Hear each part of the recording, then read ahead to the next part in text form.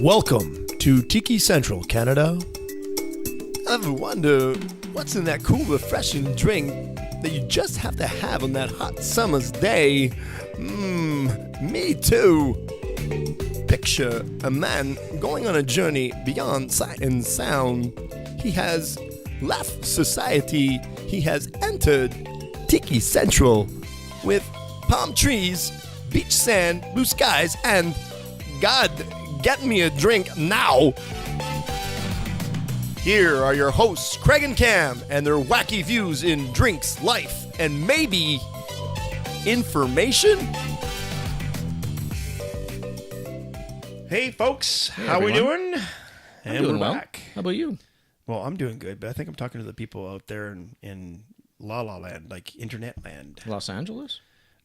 I know, yeah. I try to stay away from those places. Yeah. It's right. Yeah. No. I'm talking to the people out in the broadcast land. There we go. Ether, out in the there ether. we go, yes. Yeah. So let's tell them who we are. We actually are Tiki Central Canada. Mm-hmm. I am Craig. I am your host, and that's Cam. I'm Cam. I'm the beautiful sidekick. Wait, I've seen your picture. What are you saying? Time for a reshoot? Redo. Yeah, exactly. Yeah, exactly. Yeah. I know you've been complaining about that for a long time. Yeah.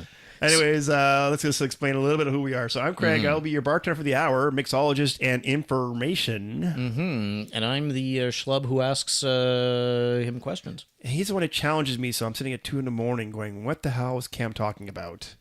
That's what I end up doing. That's how most people react to me. It's like I know. I think you get a good choice. You know, you have fun with like challenging me any way you can. So enough of this jibber jabber. Okay. What are we talking about today? So today we're going to talk about pirates, and the drink we're going to talk about today is Navy Grog. Pirates. Yes. Pretty sure we did pirates already there, my friend. Yes, we did it in episode 3. You're right. You're correct. And I'll mark that down that, yes, Cam is right today. Here we go. No, frowning. It's it. So the reason why we're talking about pirates today actually is because September 19th is Talk Like a Pirate Day. Oh my God, that explains so much. Yes. Yeah. Yes. So Talk Like a Pirate Day. Yes. I've been aware of this day for quite many a long year. Many long years ago. However, I'm not too shabby on the talk there. Thank you. I'm not entirely clear where it came from. Was this just something that kind of like, was this another kind of Valentine's Hallmark produced day to sell pirate related paraphernalia? No. So the day actually started. So we're going back to 1995. The creators were John Bear and Mark Summers. Mark Summers? Yes. Mark Summers. Wasn't he the host of Double Dare? No, what was Double Dare? What is Double Dare? Double Dare was like a kids' game show with slime from the 90s. In Canada, it would have been on YTV. No, wait. So Slime, was that almost the same scenario as You Can't Do That on TV? Sort of, except it involved... Oh, it was a great show. Yeah, with the I Don't Know or the water... sploosh. Exactly. No, well, it was no, I mean, this was an honest to goodness game show, and like kids would have to climb through noses and pull out snot and whatnot. Sounds like fun. I'm pretty sure it's coming back, actually. Yeah. But that's neither here nor there. So, okay, so the it's date not the actually... same Mark Summers, I imagine. No, basically, these guys created the holiday on June 6th, 1995. June 6th. That's not September 19th. I know. So what they did is, out of respect for the World War II veterans for D-Day, they moved the holiday to September 19th. Oh, crap. That's why I know June 6th. That's right. D-Day. D-Day. Yeah, and I guess there weren't a lot of pirates storming the beaches in Normandy. Exactly. Arrrr! Boom. Yeah. Oh, there she goes. Yarr. We lost another one. We lost another one to the rum. Okay, so September 19th. Yes. I've heard of this day, but it doesn't seem like a humongous thing. It's mostly North America, eh? No, actually, it's an international day. So, really? Yeah, it actually, well, what it is that it stayed very low-key until about 2002, when actually it got a lot of media attention via a humor columnist named Dave Barry. Dave Barry. Oh, I remember Dave Barry, and he was reasonably amusing. I'm pretty sure Harry Anderson of Night Court fame, he was the judge on Night Court, yes, had a show where he played Dave Barry. It may have been called According to Dave, but I'm not sure about that. Right. No, I'll have to check that out. So what it is that he kind of opened the eyes for a lot of people to this event. Sure. And so now this event actually is around the world, and it also helps raise money for charities. So cool. Talk Like a Pirate Day is also a way of raising money for cancer care and also childhood cancer supports as well. Yes. So is it like every time you talk like a pirate and somebody punches you in the face, you have to put $5 you have to put $5 in the jar or something? I don't know. I mean, I don't really want to know the details. No, but maybe you know what? Maybe it's the same process. Like I don't know if you know, some offices they have like you can wear jean day right on Friday where you chip in $5 and then you get to wear jeans. Sure. So maybe it's the same thing where like, hey, I get to talk like a pirate for the day. I have to put in $10 towards the cause. Yar. I have to put in my loot into the booty. That sounds reasonable. Gotcha. Oh man, we're so corny. Yeah, no, this is awful. And the rest of the show is gonna be like this, just like this. There we go. But okay. I mean, this is a show about not so much about pirates as pirate adjacent drinks. Yes. So what are we talking about drink wise today? All right. So the drink we're gonna talk about today actually is Navy Grog. Navy Grog, but isn't that? I thought that was something that was used in like the British Navy or something way back when. Man, yeah, you're catching on. Well, So I yes, listen. so Admiral Vernon of the British Navy in 1740. Okay. What was going on was that he was finding, because they were rationing out rum daily, right, to the sailors. Yeah, all the twice a day. sailors would get their rum ration. That's right. That was going on was that the British ships were not being operated properly. In other words, tasks weren't being done, people being kind of sloshy and drunk.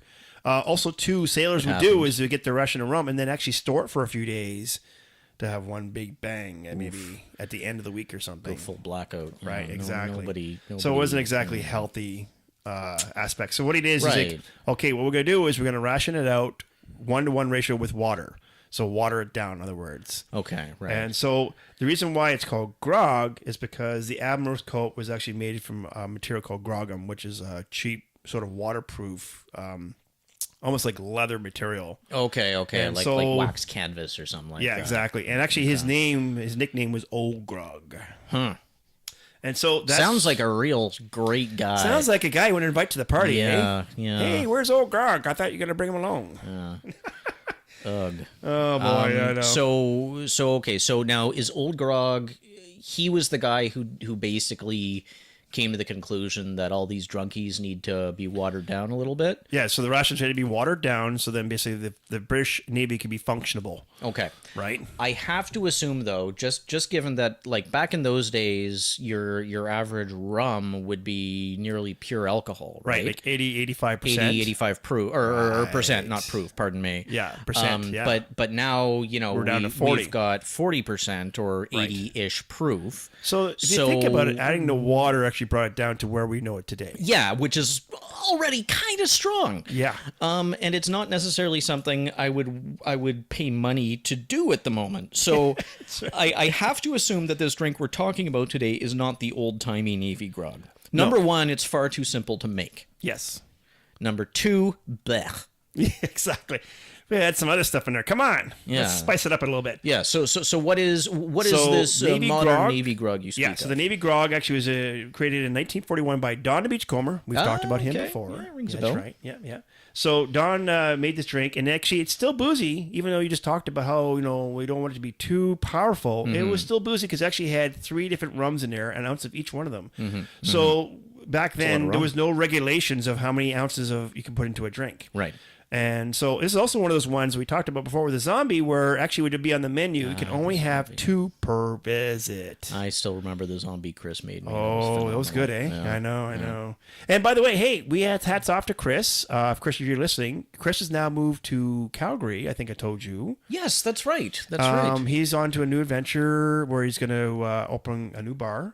And our hats off to him, and good luck. So Chris, former bartender at Evo, yes. yeah. We wish him the best. He's moved on to Calgary. Yeah, goodness. So good luck for him, and I hope he does well. And I told him, if you ever come by this way, just pay us a visit. And next time in Calgary, there we go. We'll I'll visit stand him on a corner and start yelling his name. Chris, where are you, buddy? I'm thirsty. Miss you. I'm thirsty. Yeah, that's it. So okay, modern Navy Grog. Yes. What's in it? Yes. Right. Okay. I knew. Sorry, I knew that was I knew it was gonna be a question. Self-evident. So there you go. That's why I do all the research ahead of time. So let's go through the recipe, and actually, this recipe will, of course, be on a website as well. So we got 1 ounce of light rum.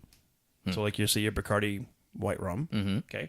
1 ounce of dark Jamaican rum. So that could be like a Myers or an Appleton. Okay. 1 ounce of Demarara rum. Okay. It's like, so Demarara is kind of like a molasses, brown sugar rum. Okay, so like so sweet, through the process, pretty viscous. Yes. Yeah, okay. It's a lot darker. Yeah. And it's got a little more character to it. Yeah. Sure.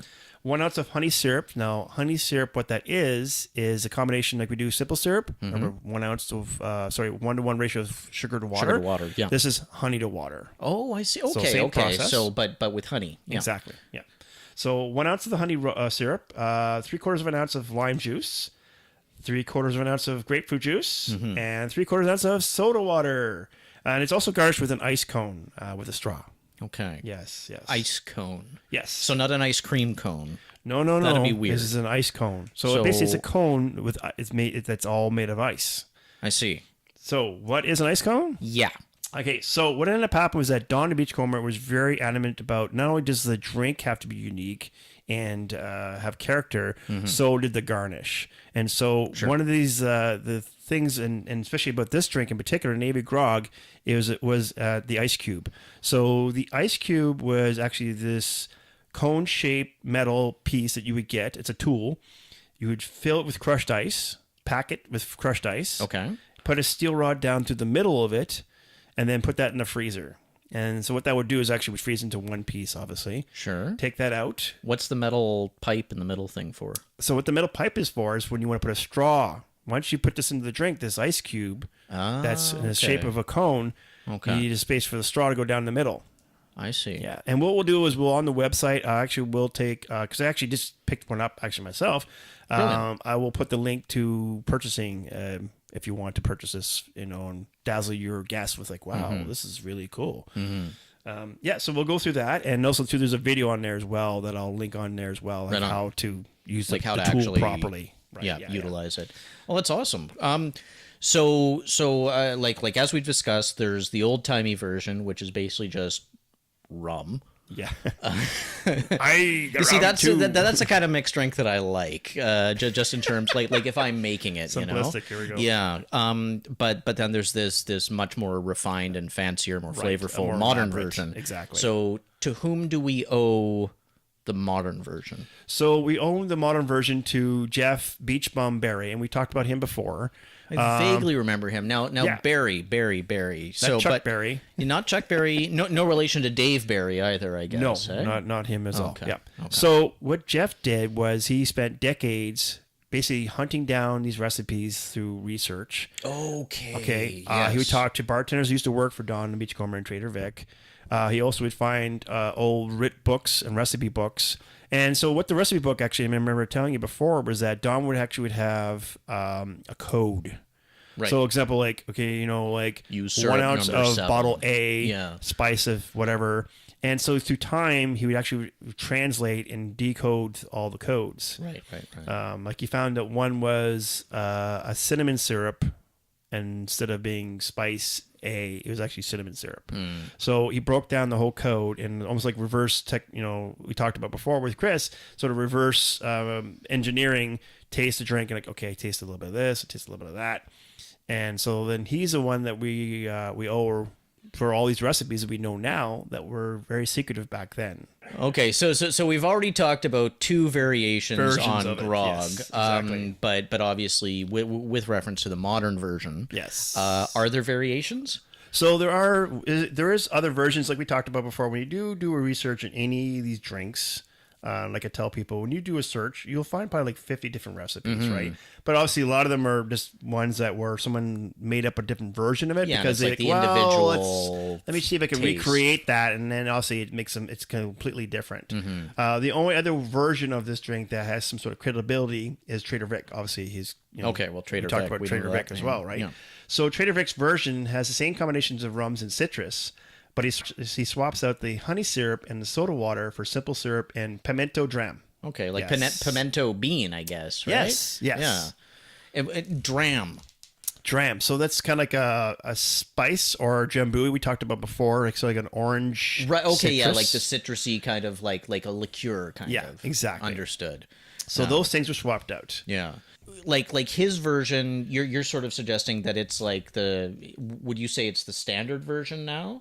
So one of the places that we talked about before that you can get tiki drinks now, and it's super famous, obviously. And also they also wrote a book, is Smuggler's Cove. Right. So Smuggler's Cove is a place in California. They've also written a book, which is basically now as bartenders we call the Tiki Bible. And their version, they use the Trader Vic version when it comes to making the drink.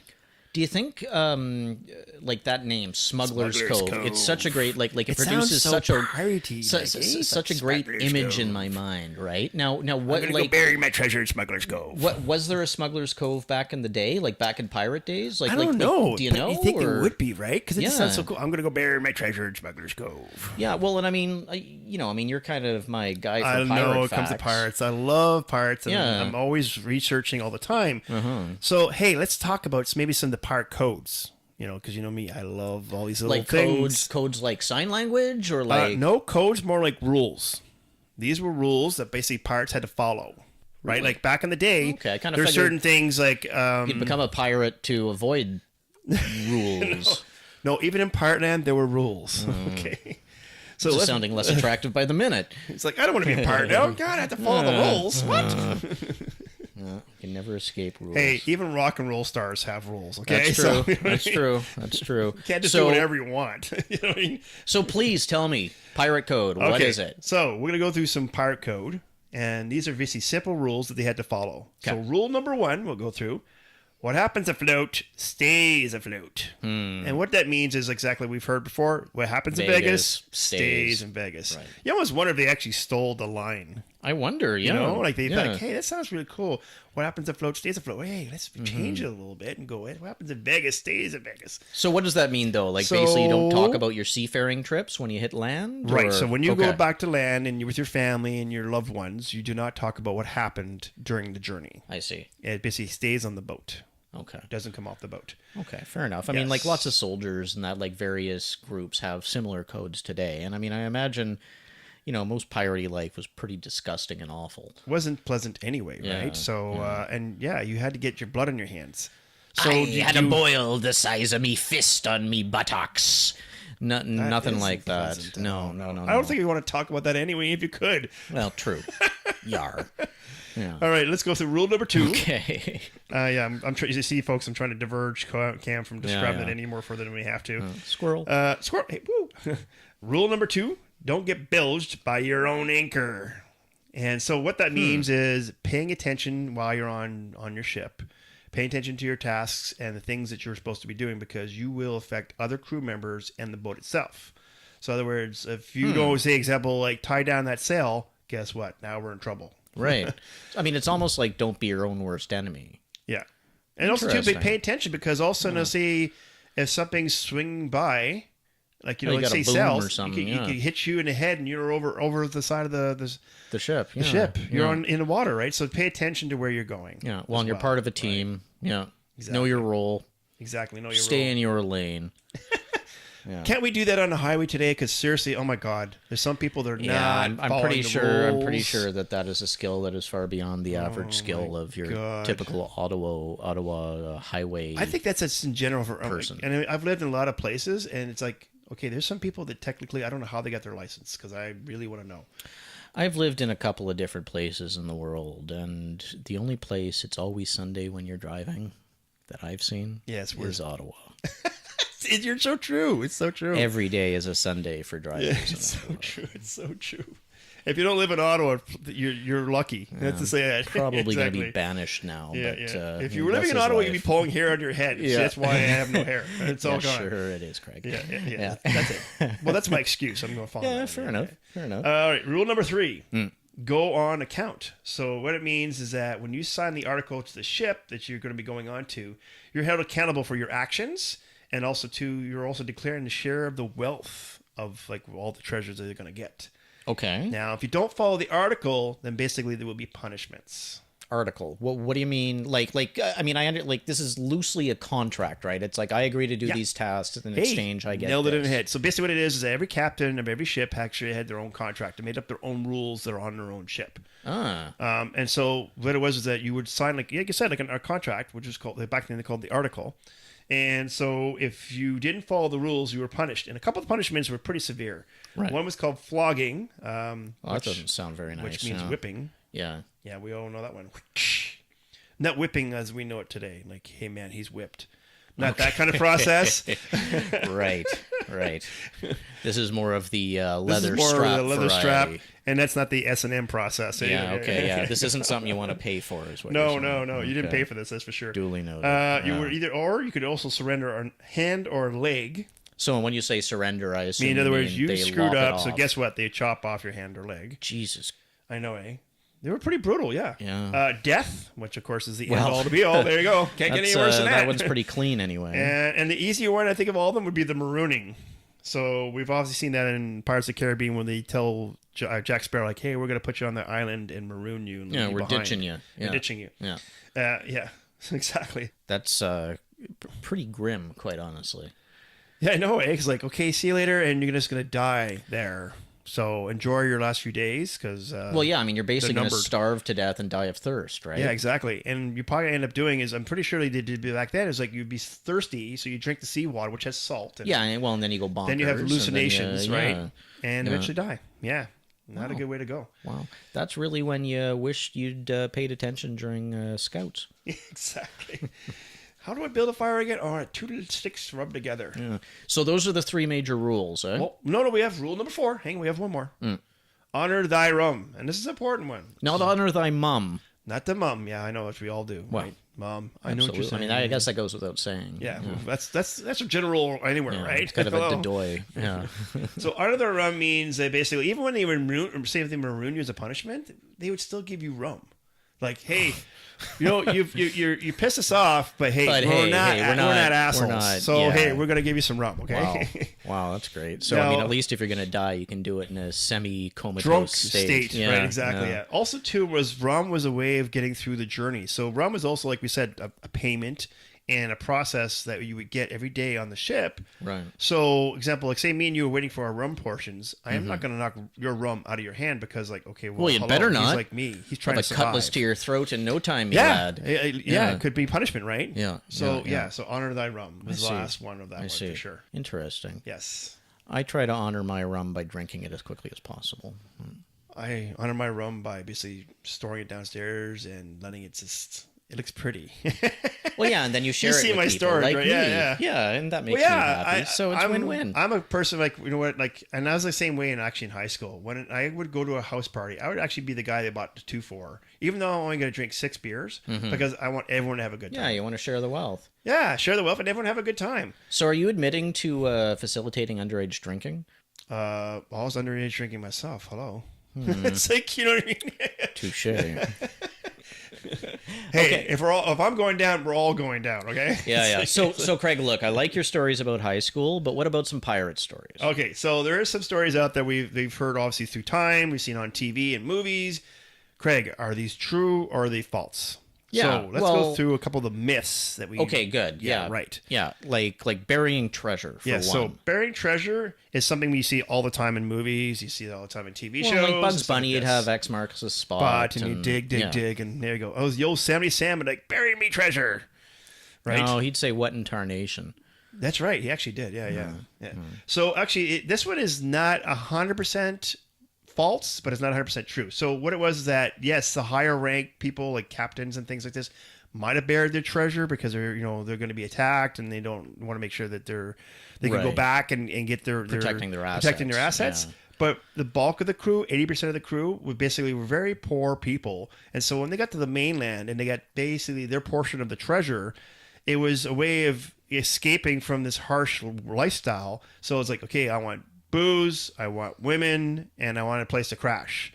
And so a lot of these main places we know, like NASA and stuff like this, and Madagascar and even Port Royal have made a fortune back then by pirates coming in and getting on the mainland because, like, all right, they're going to spend their money here. Like the entertainment district. There you go. They're going to spend it on booze, women, and accommodation. So, I mean, I guess in a way you could say that, like, most of the crew were kind of like dogs, except for the ones that are cats. That's good. Except for the well, ones it's I think the only ones that actually did bury the treasure, what I've read so far and what in my research, is the higher rank ones, right? And the guys that they maybe probably own the fleet, acquired like an actual fortune. Yeah, exactly. Right. So let's just keep that safe, right? Yeah.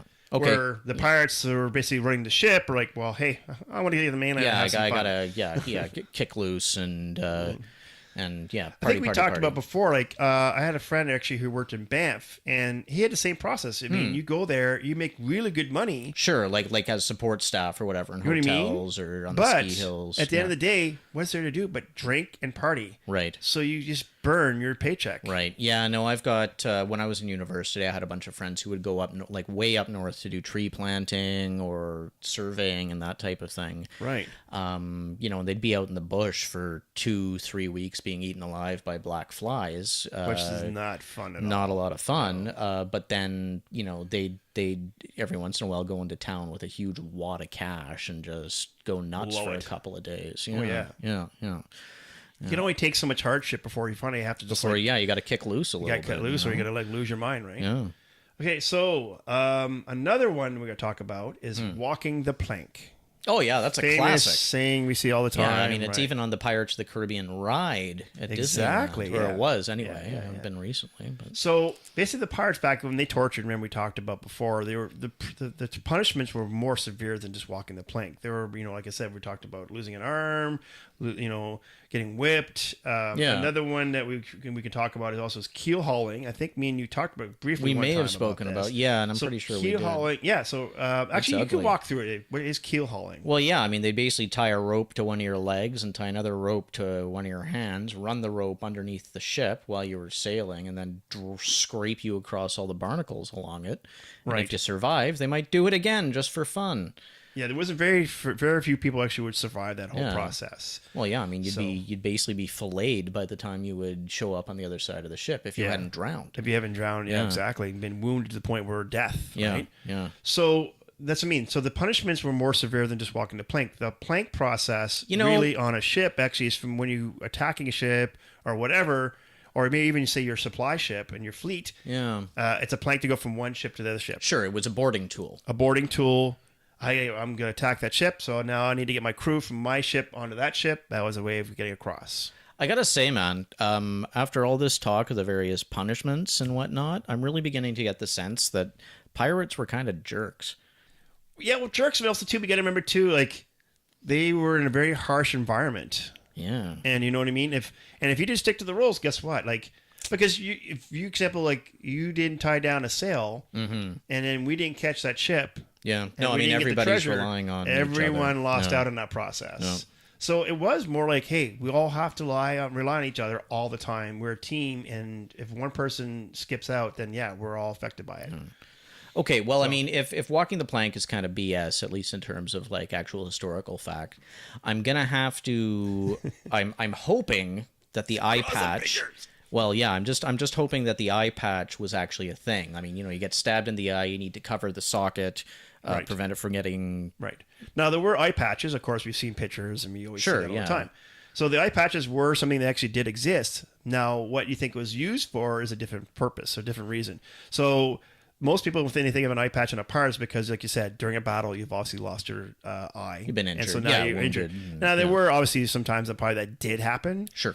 But the main purpose, or two purposes actually I'm going to go through on the eye patch, is one was for night vision. So when you go out in the dark, okay, and just try sometime, when you go out, say, on a really dark night when there's like very little illumination, I guess. Okay, sure, like ambient light, like street lights. Exactly, or street lights and stuff. Yeah. Just cover one eye and then check out the details of your surrounding area, and you actually will see more. Really? Because your one eye is covered. It's weird. It's like almost like night vision. Yeah. Right. Yeah. Another reason why is because when you are in the lower decks of the boat, which is very dark, sure, then you see a lot of light, and all of a sudden you're coming out onto the main deck, which actually was well lit up. Obviously, during the daytime, sunshine. Yeah. Right. So it was a way of actually for your eye to adjust much quicker if you had one eye covered. Oh. So you're going from a dark environment and you're going out, say, out to the sun. And you kind of switch the patch around. Right. So you have your eye for your light and eye for your dark. Or even when you're coming up, now only one eye is actually making that adjustment. Trying to do it gives your brain instead of two eyes. Fascinating. Yeah. So that was cool. Cool fact that actually I found out, and I'm like, oh, okay. Yeah. Well, there was some reason to the rhyme, I guess. Yes. Yeah. Like I said, some of it was obviously Hollywood wanted to make pirates look like it's a glamorous life and it's amazing and that you would want to be a pirate, right? Well, yeah. We all grew up. I remember as a kid, right? The hardscrabble. During Halloween, like, I'm a pirate. Mm-hmm. And we thought it was all cool. But yeah, it was a very hardship life, and it wasn't. And like right bastards. They were not friendly people. No. You don't want them as your neighbor. But here's the thing, Craig. We've been doing a lot of talking.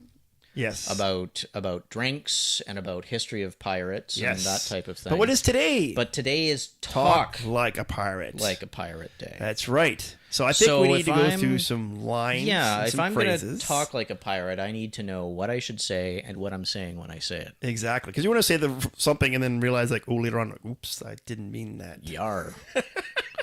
So come on, help me out here, buddy. All right, so I'm going to say a line, and then you're going to guess at what you think it is. Okay? Okay. The little quiz here. Okay, so the first word we're going to use is a vast E. A vast E. Now, sometimes you hear usually a vast E, matey. A vast E, matey. A vast E, matey. I'm going to say that's like what's up? What's up? Yeah. Hey, buddy. What's going on, man? Hey. Hey, fellow. How's the weather today? Is it a little windy out there or what? Mm-hmm. No, actually, what it means is pay attention. So when you're on a boat and someone's walking by you and they go, "Vasty matey," it means pay attention. Okay. To what you're doing, or maybe your surrounding area, or whatever. Yes. Something important to spout. Exactly. Sure. Okay. So let's go on to the next one. Yeah. Shiver me timbers. Holy smokes. Yeah. Something like that. Like an exclamation, basically. An expression used for shock or disbelief. Like, I don't believe you, man. Shiver me timbers. Yeah, I'll be damned. I'll be damned. Yeah. Here's a cool one. Jacob's ladder.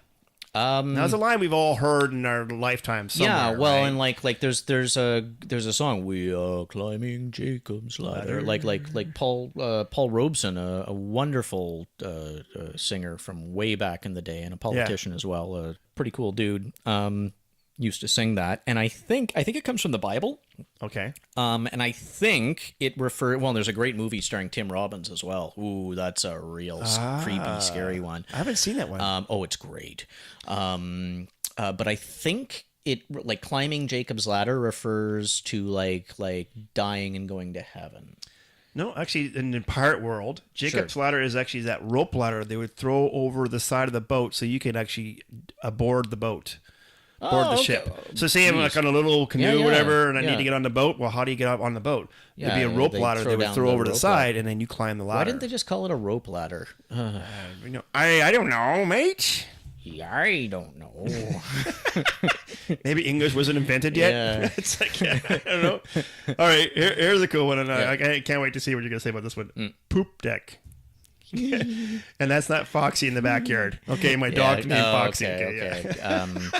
Pooping on the deck. Yeah. This is the place the dog goes. No. I thought, is this like a kitchen or like food preparation area? Like it's just adjacent to the kitchen? Right, and then actually, I think on modern ships, I think poop deck actually does mean the kitchen area. Okay. In general, but back then, poop deck actually was the highest level deck on the back, usually near the back of the ship. Usually that's where the steering column, the steering wheel was. Sure, okay, And also the captain would be there. Right, yeah, so, and like in the big galleons, you'd see that. And and so this is where kind of like the captain would hang out on the back of the ship, and it was called the poop deck. Huh. So I wonder if, like, you could, like modern cargo ships, so they're basically like flat, except then they have like the sort of stack of stuff right at the back of the ship. Right. I wonder if you could loosely refer to the command center there as the poop deck. Poop deck. I don't know. I wouldn't do it in front of any, shipping types. That's right. That's not what we call it anymore. Yeah. Just before they break my legs. Exactly, yeah. All right, let's go to, this one's pretty cool. Davy Jones' locker. Okay, well, you gotta go to Davy Jones' locker. I'll see you at the bottom of Davy Jones's locker. Yeah, okay. So I know this one. It's basically like the bottom of the ocean. Right, or death.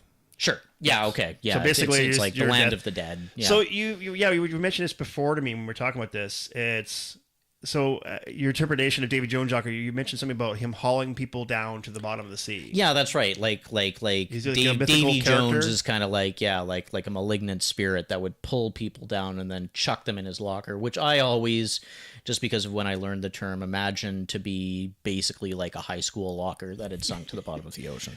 So I wonder what was in there. Mostly like my book. Pinups of Cindy Crawford and that kind of thing. Well, then I'm definitely joining Davy Jones locker. Then. Yeah, he's got good taste. That's right. Yar. Arr. All right, next one. Batten down the hatches. Strap everything down, or like brace yourselves. Like batten down the hatches. There's a storm a brewing. That's right. Right on. Signal to prepare the ship for upcoming storm. Batten down the hatches. The wife is coming home, and I still haven't cleaned the apartment yet. Yeah. Or get rid of those beer bottles. Oh my god. Oh, well, hey, speaking about girlfriends, there she blows. Okay, I'm not going to get in trouble for that one. Okay, Craig. This autocorrection, this is not my girlfriend I'm talking about. Boo! Okay. Yeah. There she blows. I'm assuming that's it's a reference to one of two things, I think. Probably either a whale surfacing and then blowing air out its or blowing like water and air out its blowhole. Yep. Or possibly like an explosion or something. Yeah, actually the first one you said was correct. Okay. So basically an expression used when whales come to the surface and spit out. Yeah, and like whalers and stuff. They're hunting and they see, there she blows. All right, this should be an easy one for you there. Okay. Like the last one, a very easy one for you. 3 sheets to the wind. Hey, you look like you're 3 sheets to the wind there, buddy. So that's like post-toga party when the sheets are starting to fall off and they're kind of flapping in the breeze and your private bits are flapping in the breezes. No, so three sheets to the wind. Toga. Yeah. Oh, dear. Very drunk. Very drunk. Okay. Blotto. Wait. So I have to ask now, because now you just described a toga party. Have you actually been to a toga party? I have participated in at least one toga party. Oh, really? No, was it during high school or college? College. Okay, so university. University. I'm not proud of this fact. Right. I feel that it makes me come off very bro-y. No, come on. We all went to a toga party. I went to a toga party too. I definitely went to at least one. Okay, so the next question I have to ask, was there anything under the toga? Oh, yeah, I was very shy. Okay.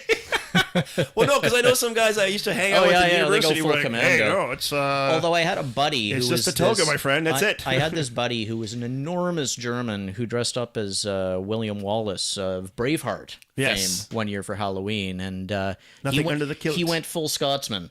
Yeah, well, it's funny because I used to, as a kid, we would go to Maxwell Games, and what's that? So Maxwell Games is a Scottish kind of Olympics. Oh, is it like it's like the Highland Games? The Highland Games, yeah. Okay, Maxwell, Highland. Oh, same process. Same idea. Okay. The pole tossing, caper toss. Yeah.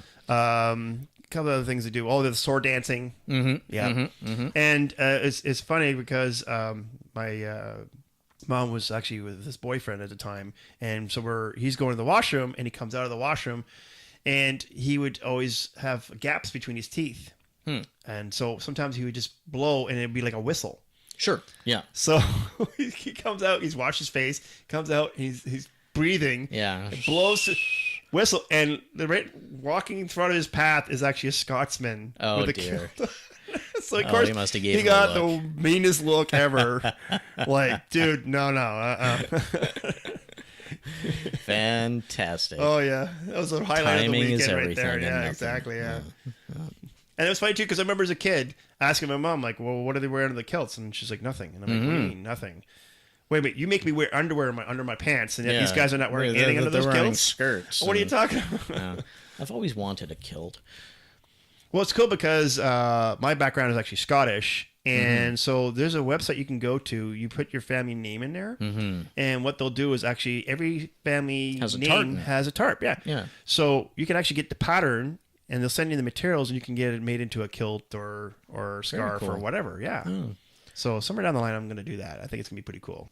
So that is all the lingo we're going to go for today. Right on. Well, that's I think plenty. We did quite a bit of information out there. So we talked about myths. We talked about some words to use as talking like a pirate. We talked about Navy Grog. Lots of information. Yeah, for sure. Yeah. So let's just tell everybody about who we are and what we're all about. We are www.tikicentralcanada.ca. All one word. Yeah, and hey, guess what? We have a new website. Oh, I'm really excited about this. Yes, because I was getting people telling me, like, you know what, your page is way too long. Mm-hmm. And it was getting kind of lengthy. Yeah. And so it kind of distracted some people from actually getting to the bottom of the page to some important information that was on the bottom. To the heart of the matter, exactly. If you will. So now we've got a new person that actually has done our webpage design for us, and she's doing a great job, Rochelle, by the way, if you're listening.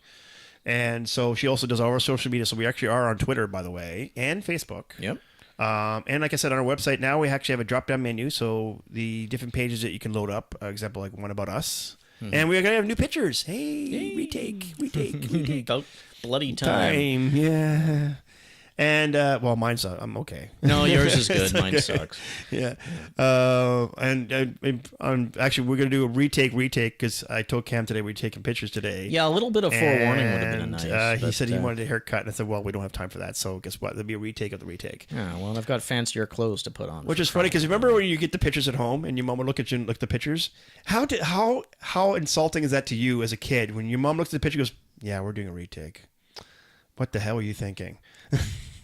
Yeah, my mom never thanks, did Ma. that to me. Jeez. What are you saying? I look like a doofus? Yeah, my mom never did that. Oh, no. I got that a few times. Like, yeah, we're doing a retake. That's, I don't know what you were doing there, but yeah. Thanks, Ma. I already hated it already once. Never mind, twice. You're goofy looking. Oh, man.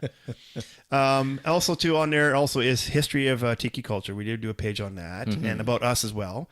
We also did some recipes on one page, so you can look at actually all the recipes. And you can cycle through all of them, which is great. Which is great. Yeah. All the episodes, so if you want to stream, there's a page for that. There's a page for cool links, so about books that I research and use for research, and also some videos that are really cool to check out.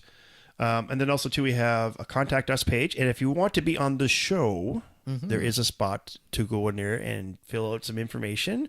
Tell us a little bit about yourself. And if you're obviously a bartender, that's what we want for most part. Or if you have a place that you're working and you're like, hey, it'd be really good to do a show from there. Because we do remotes. Then you can do it, fill that out, send it to us, and we'll take a look at it. And if we're happy with it, yeah, for sure. If you're a functional alcoholic who likes to party, just give me a shout. And, I do forewarn you though that you'll have to supply the liquor to Cam. So he's very particular. He's kind of picky on what he drinks. So just make sure my presents don't come for free. That's right. That's right. There's a price for his presents. Trust me, I pay it every time. Don't we both? Oh, snap. All right. There is a blog page on there. It is under construction, so don't panic. It's in the mix. We are working on it. Also, too, there is a subscribe page, and I want to go through this because there's now iTunes, Google Play, and a new platform, Cam, that we actually just joined, which is called Player FM. And Player FM, what it is a platform. It's kind of like a radio station online. Sure, like radio station hub kind of thing? Yeah, servers for all kinds of radio stations and podcasts and stuff. Yeah. And so they reached out to us and said that, hey, we would love on our new platform that we're presenting to the general public if we could use you guys as part of the podcast library that we have. Oh, wonderful. I was like, yes, no problem, for sure. We'll join up. And so now we're on there as well. Beauty. So check us out there. We have all kinds of places you can reach us. There we go. And so that's all we got. I think we need to get some more drinks, so I'm getting kind of pasty here. Yeah, likewise. I'm running low. I'm running low. I think that's dry. You ran that thing dry. Mostly, yeah. Jesus. Not dry enough. You even took the label off and everything. Wow. That's just me. Yeah. All right, folks. So we're gonna head off there and talk to you guys next time, and keep on and trucking, I guess. Or drinking. Yeah, drinking. Sure. Well, I don't know about you, but I got informed. Guys, where's my drink?